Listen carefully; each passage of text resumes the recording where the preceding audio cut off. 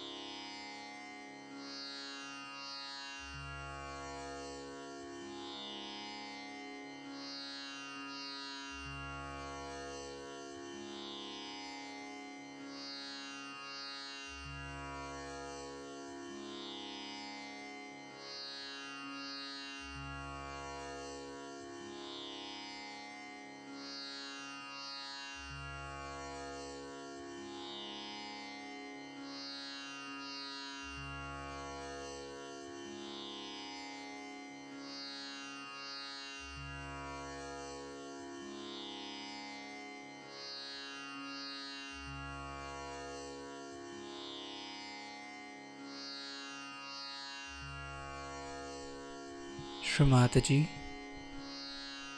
kindly establish us in the state of complete thoughtless awareness.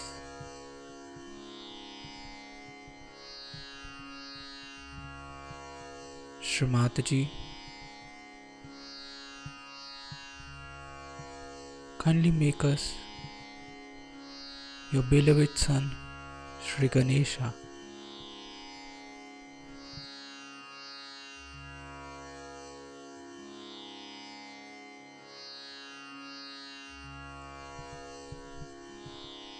Will recite Shri Ganesh Mantra.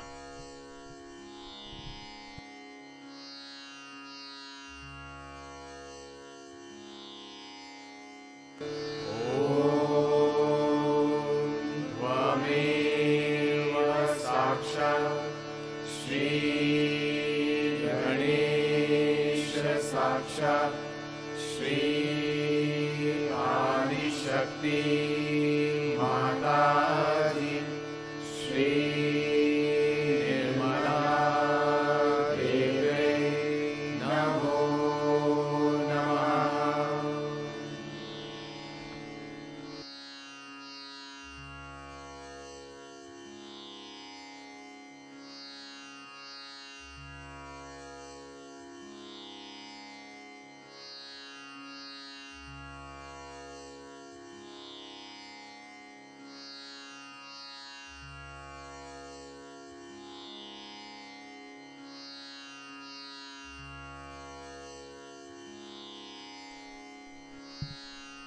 Let's bring our attention on our Sahasrara.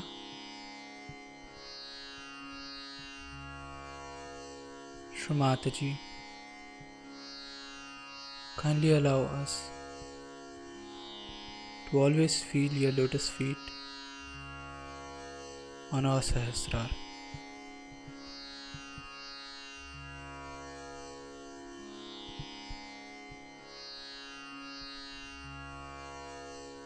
Shri Mataji, kindly establish our self-realization.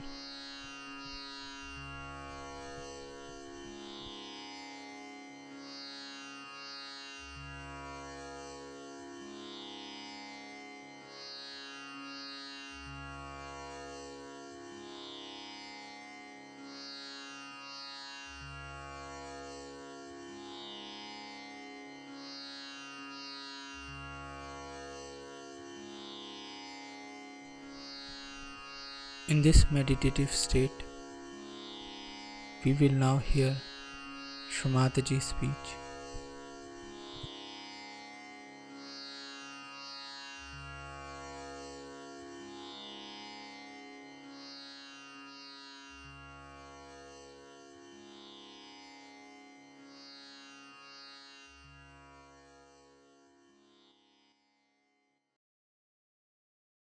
See, it's nature of a human being, which has been going through the different types of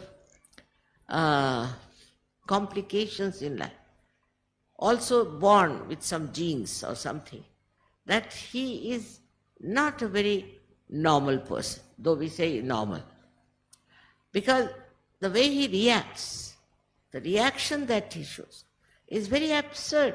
There's no need for anybody to telephone to me to tell me that, you see, this man is such and such, you better look out. Unnecessarily to interfere with others' affairs when you have no authority, when you have nothing to do with that person. All sorts of, I can tell you, designs are there that has been made into the minds of human beings. And these designs all disappear.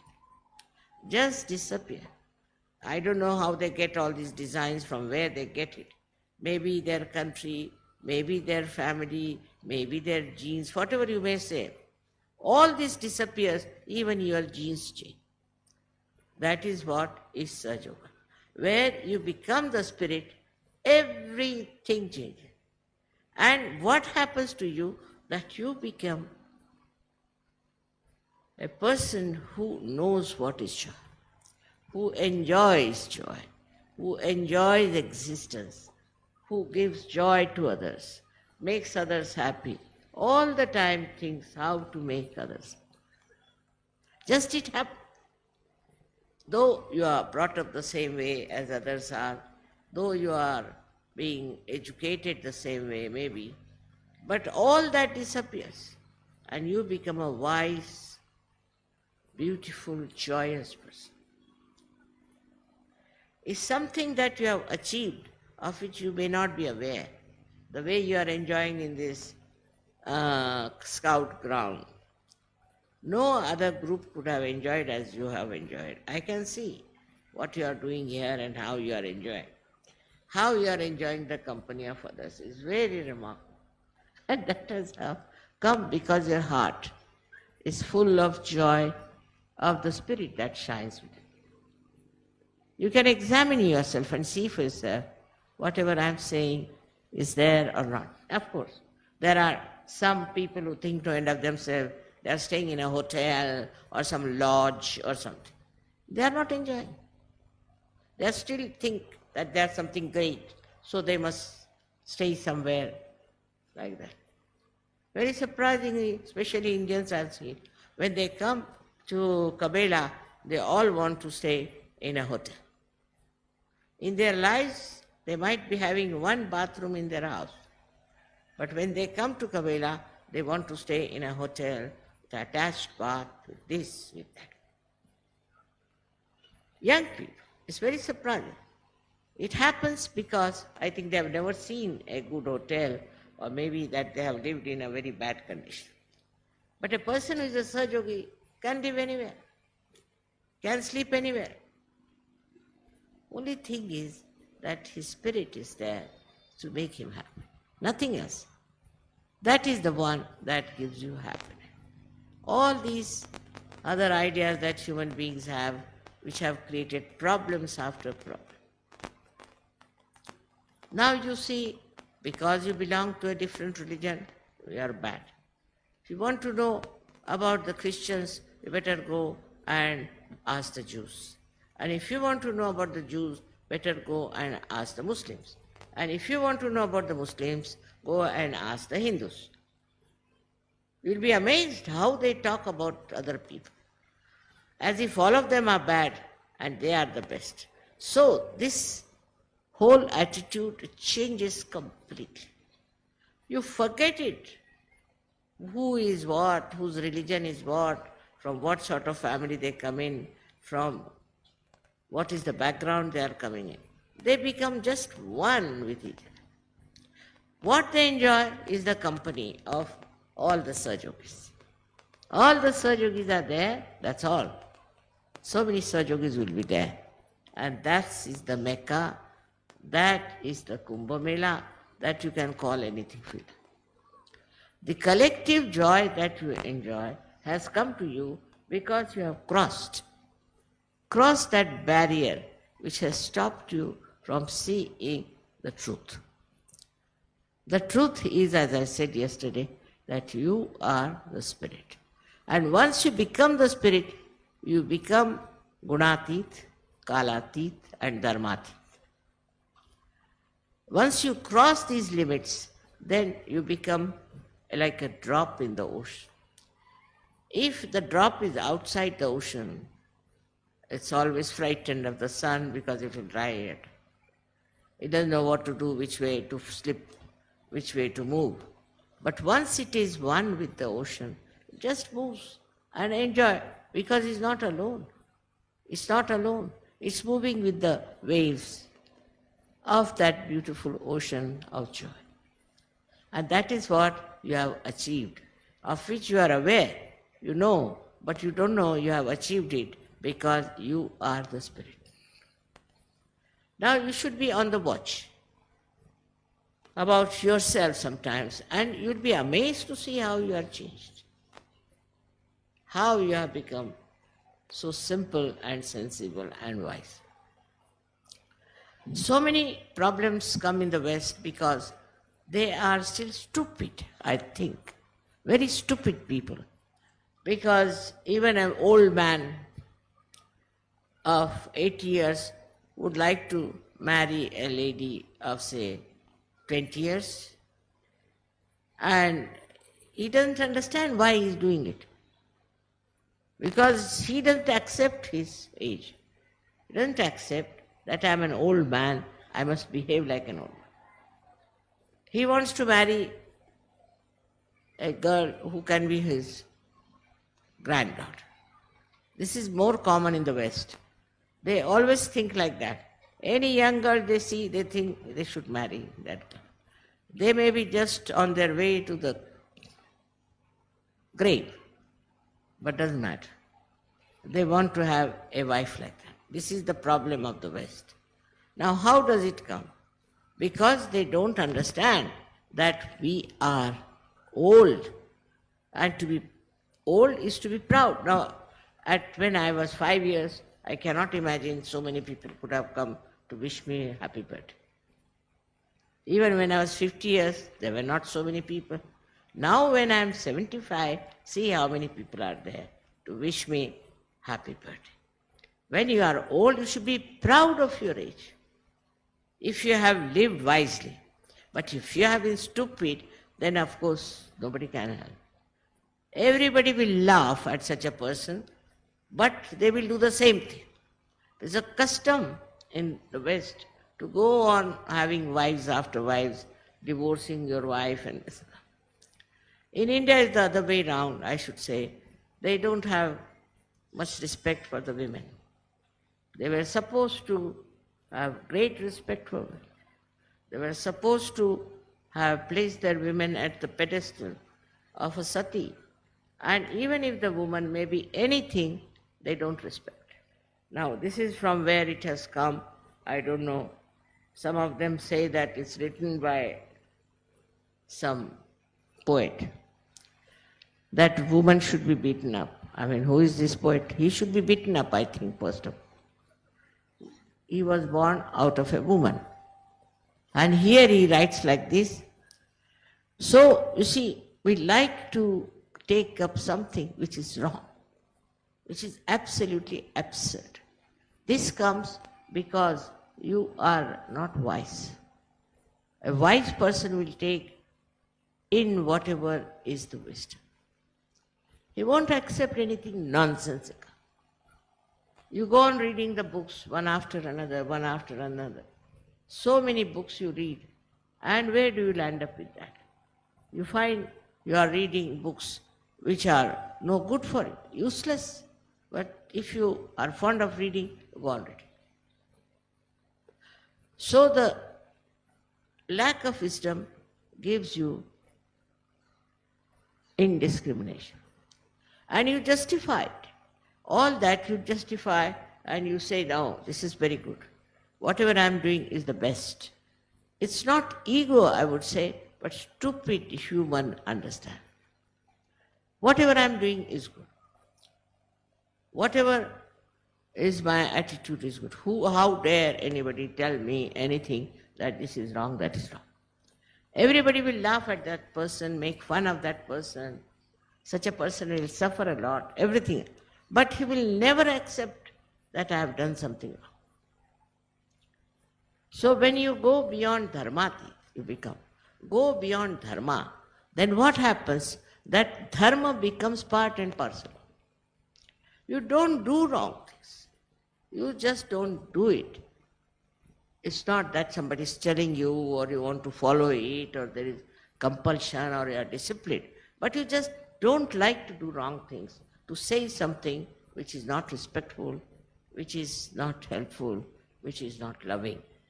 This is the quality of a Sahajogi, where you become the spirit. Becoming the spirit, you don't have to tell anybody. So obvious, so evident, and one can see that. And the more you go deep into yourself, you find that you are endowed with such greatness within you, such beautiful feelings, such nice things within you, that you overcome the ego of others. I must tell you a story. Once I went to see a saint. So the Sahajogi said, Mother, you never go and see these gurus and this and that. So why do you want? I said, you come along with me. So we had to climb a lot. I said, from here you see his vibration. First you see his vibration. Lots of vibrations come. So we went up the hill, climbed up. And this gentleman was supposed to have powers that he could control the rain. And it started raining, and raining very heavy. And I got completely drenched in that rain. When I went up, I saw him sitting on a stone, just shaking his head with anger or I don't know what. So I went into his cave and sat down. So he came back and he said to me, Mother, why didn't you allow me to stop the rain? Is it to overcome my ego? I said, no, not that. I didn't see your ego anywhere. But the problem is another. You are a sannyasi, you are one who are an ascetic, you bought a sari for me. Now if you bought a sari for me, I can't take from you because you are a sannyasi. So I had to get drenched so that I will have to borrow sari from. And the whole thing melted away.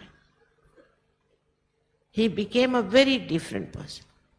So with wisdom, you know how to handle different types of people.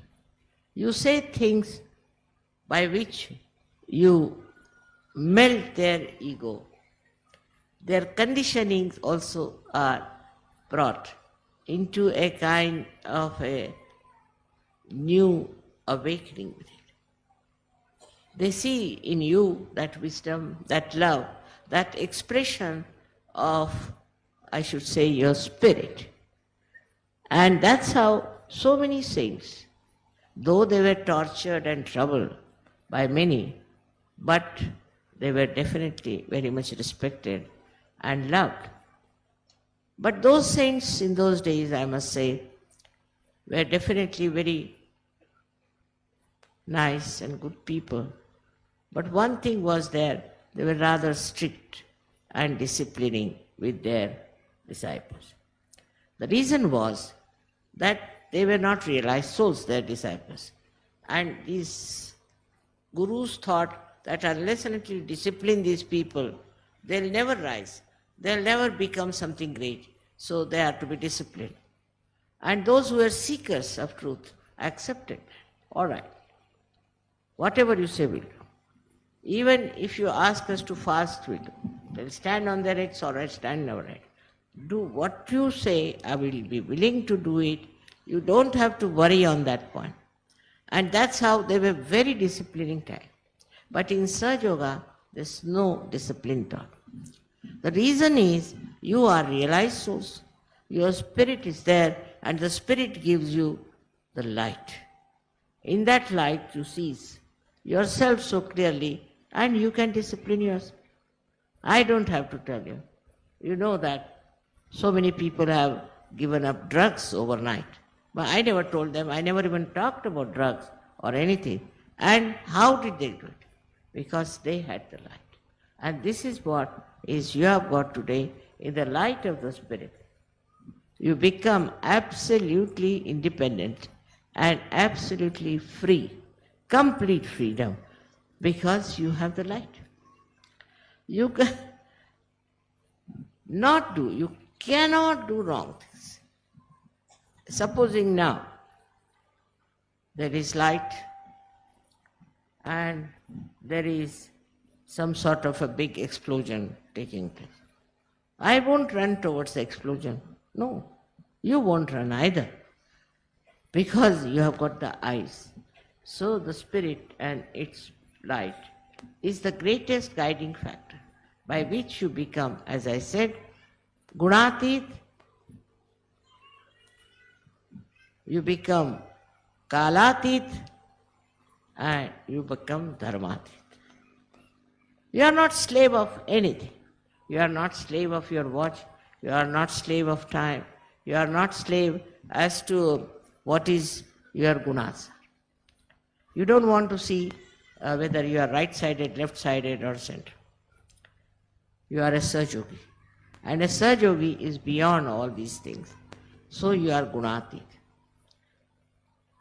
You are Dharmatit because Dharma becomes part and parcel of you. You don't have to follow any disciplining of Dharma.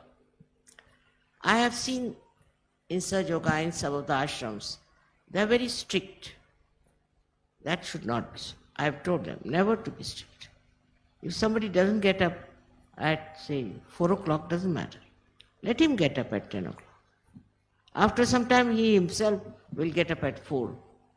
But don't try to discipline them too much. Children also, you should not discipline too much. Of course, if they are realized souls, they themselves are so good, they are so beautiful. But if they are not, try to give them realization. Once you realize that those who are not realized are making all these mistakes, that they are in the darkness, your attitude towards them will change. You will just try to be extremely patient and kind and affectionate and loving. Because you will know that person is not realized. He has got his eyes, he can't see, he is blind, he can't hear, he can't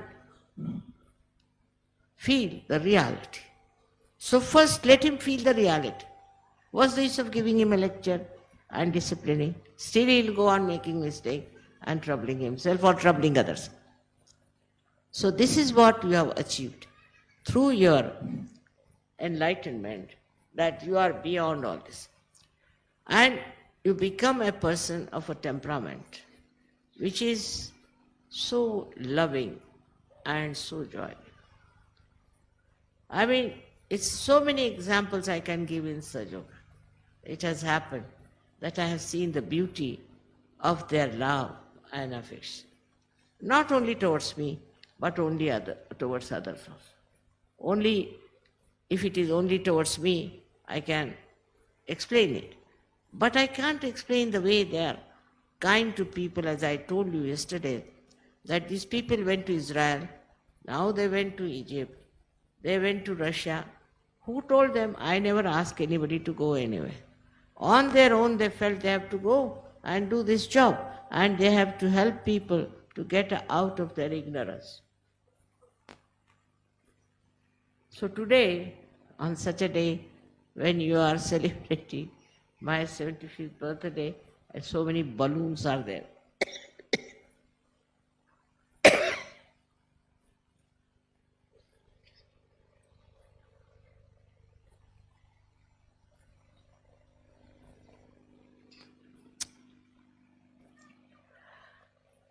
They are very remarkably, very picturesque and have colors of different types expressing your love for me. In everything I see your love. Whatever you have done here, all your decorations, everything, I feel my children are so loving. I have done nothing for you. I don't know what makes you feel such gratitude. I still want to know what have I done. I've done nothing. But the way you want to express your love is very surprising. Except for, I would say that you got the light of your spirit. In that light, might be you see something different in me. But the way you are showing your gratitude is really beyond. As the other day, one of the speakers said that you don't thank your mother, take her for granted. It's a fact. There's no need to thank me, you have to take me for granted. But the way you want to thank me, just like a small little child would like to thank, just become like children. You're so enthusiastic about it, and you don't understand that normally is not done like this anywhere. Nobody tries to be just like children expressing their beautiful love. It's a very new thing that one can see. Such peace, such love, such joy all around in a far-fetched place like this. How could you do that? How could you manage that? It's not easy to understand. It's not for human beings to see that. They just don't understand how these people are like this and why are they living like this so happily. Now you have comforts in the house. You are living so well in your houses. Everything is there. But here in this scout ground, it's not such a comfortable place to live. But you can live anywhere. I know, I've seen it. Wherever you are, as long as there are Sahajogis around, you don't care for anything.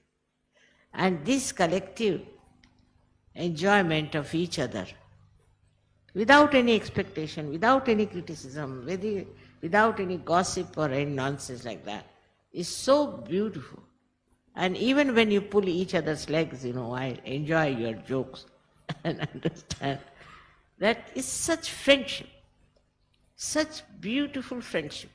Whether you are from India or from England or from America or from any other place, you find this such oneness of understanding, oneness of movement. Like one wave rises and another wave rises, another wave rises. It's continuous, eternal. And this is what one has to achieve for others also. For that also must remember that you have the light others don't have. So you have to be very considerate, tolerant and understanding about their problem. And just listen to them. What is their problem? First they'll tell you that my business is going down, or they might say that my wife is no good, or my son has no job, he is not working, all kinds of things they might tell you. Listen to them. For them it is important. All right. After that, you will find gradually, you see, they'll soothe down. Because you are emitting love. You are emitting joy. You are emitting confidence through your spiritual awakening. You have those powers. You just stand anywhere and you can create peace in that place. You can create happiness in that place. So, be confident. Don't lose your confidence.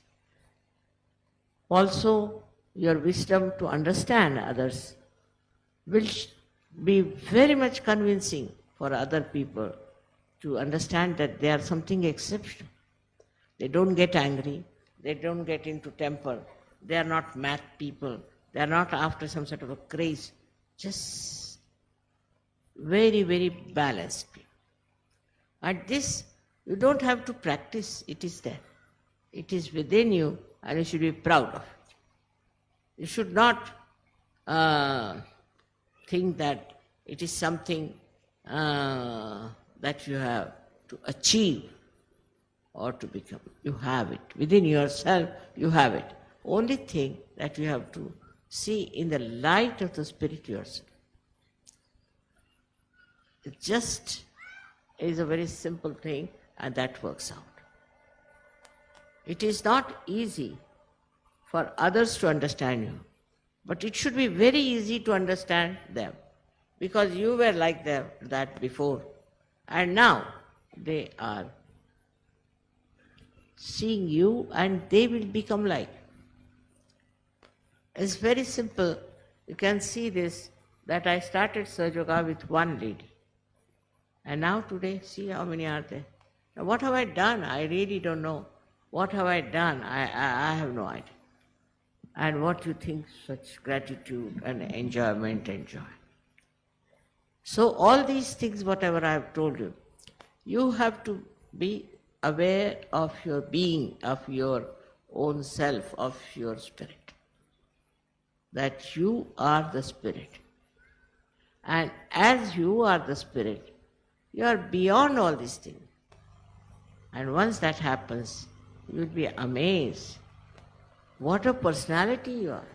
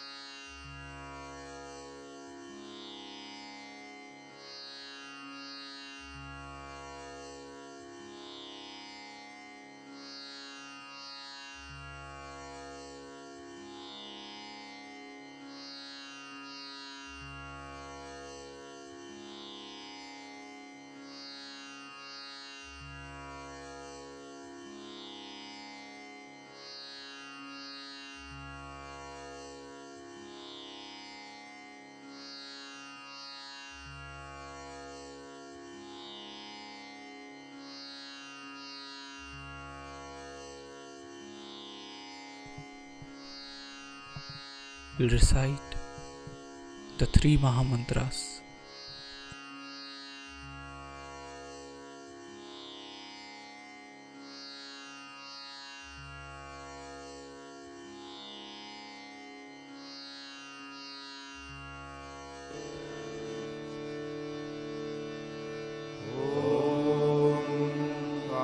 त्वमेव साक्षात् श्री महालक्ष्मी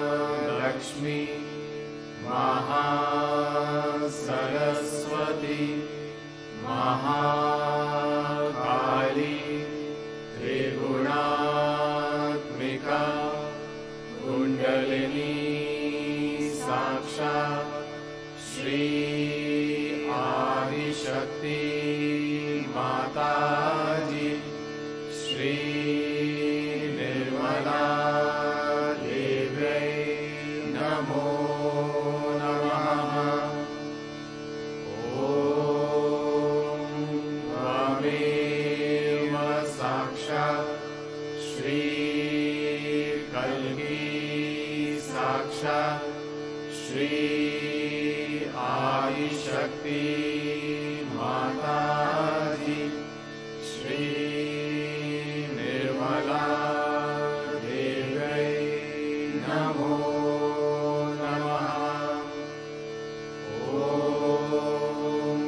त्वमेव साक्षात् श्री कल्की साक्षात् श्री सहस्रार स्वामिनी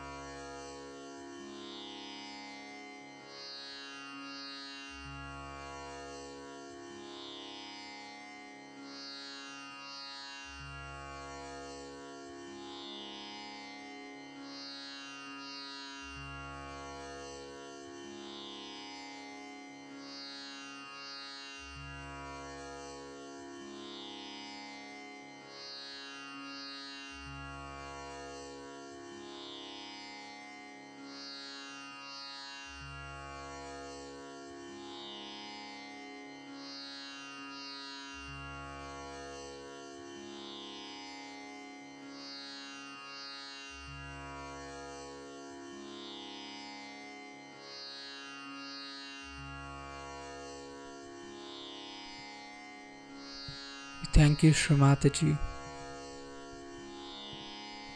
for all your blessings and this beautiful collective morning meditation.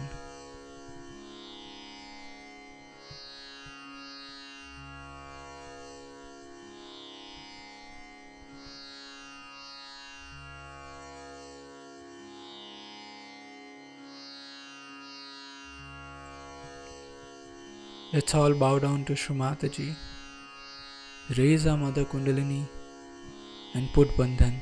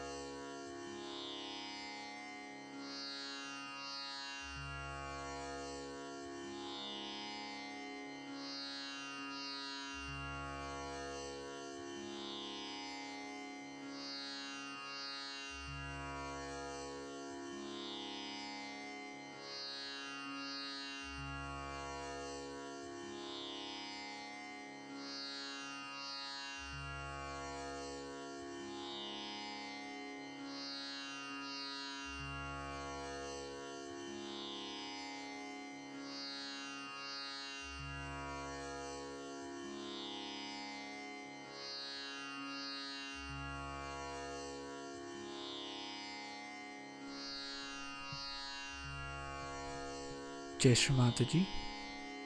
We wish Happy Holi to everyone